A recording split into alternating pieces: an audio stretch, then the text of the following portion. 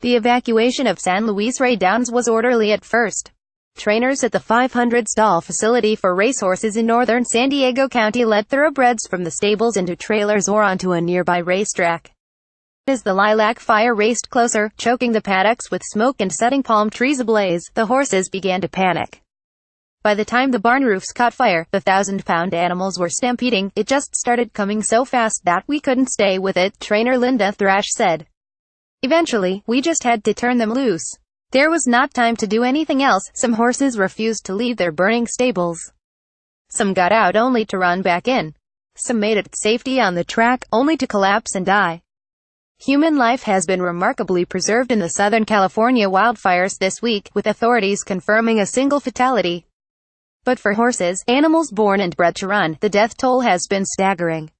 More than 66 animals are known to have died. At least 35 perished at San Luis Rey Downs on Thursday afternoon, and 29 at a Silmar ranch overrun by the creek fire Tuesday. There are reports of dead or missing horses and ponies from small farms and ranches throughout the region. Some owners won't know the fate of their animals until evacuation orders are lifted and they can search their properties. It's just tragic, said John Madigan, an expert in animal disaster rescue who teaches at UC Davis School of Veterinary Medicine. He called the deaths an unprecedented loss of life. While stable fires caused by smoking, arson and electrical malfunctions have killed large numbers of horses, this week's equine deaths appear to be a record for wildfires. Santa Ana winds moved the fire so quickly and so unpredictably that those fleeing had only minutes to leave. In some cases, horse owners said they had to choose between saving themselves and their animals. In the creek fire in the mountains above Silmar, Gail Trey woke before dawn Tuesday to find her home edged by fire. She said she didn't have time to gather any belongings, let alone free her 2 ponies and horse. I felt like if we had taken an extra 30 seconds, we could have all been dead. Trey said. The ponies died, but the horse, Swagman, managed to jump a fence and escape. Nearby Rancho Padilla was not a place with show horses or equestrian events.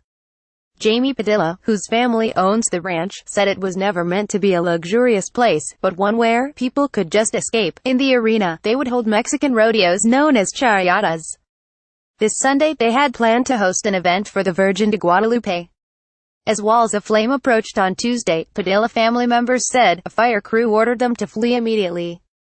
They left behind a barn filled with their own horses and those they were boarding for others. All I could think about was the horses, the horses, the horses. And they were like, get out, get out, get out, said Patricia Padilla, whose family owns the ranch. When a team from the county's Department of Animal Care and Control arrived hours later, they found the barn burning. The officers could see and hear horses in distress and quickly retrieved 2 horses and a puppy, according to a department statement. At least 10 horses were padlocked in their stalls, an apparent guard against horse theft that animal control officials criticized Thursday as dangerous or unacceptable. Officers broke the locks on 10 stalls and rescued some horses before the barn began to collapse. After the Times published a story about the deaths of 29 horses, a member of the Padilla family said she was receiving awful hate mail accusing me of being a horse killer. She threatened legal action against the paper, and relatives did not respond to further requests for comment. In the aftermath of the calamity on Wednesday, a young woman mentioned to the Padilla sisters that many of the stalls had locks on them. I know, and we had told them to take them off. Virginia Padilla responded. Oscar Martinez, who had boarded his horse Chickalin at Rancho Padilla for about 5 years, said the family had asked boarders not to put locks on stalls. Every single ranch has rules.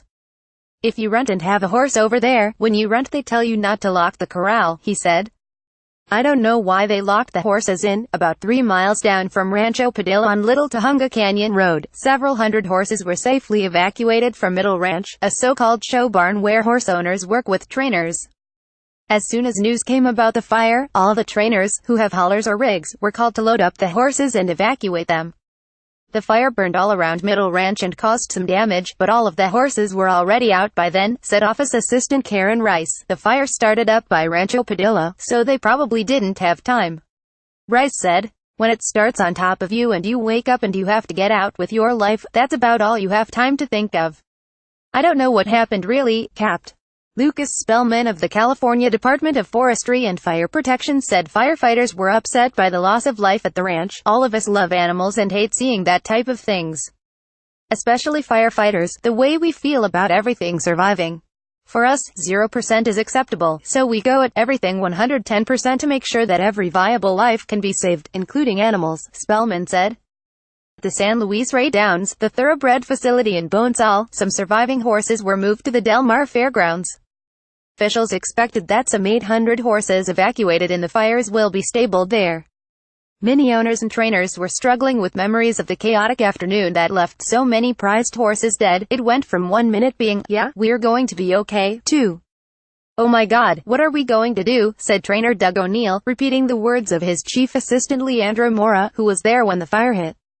Madigan, the UC Davis professor, said that he had video of the frantic scene and thought the trainers and stable hands, far outnumbered by the horses, had acted correctly as the blaze bore down by opening stalls and hoping that horses would run to safety. That many did not, he said. "I was one of the most frustrating features of horses and fire. They get afraid to leave or they actually try to re-enter the spot that they previously knew as safe, the burning barn," he said. Paul.Sisson at SidunionTribune.com, Brittany.Mejia at LawTimes.com, Harriet.Ryan at LawTimes.com. Sisson writes for the San Diego Union Tribune. Times Deputy Sports Editor John Sherwin, News Researcher Scott Wilson, and Union Tribune staff writers David Hernandez and Jay Posner contributed to this report.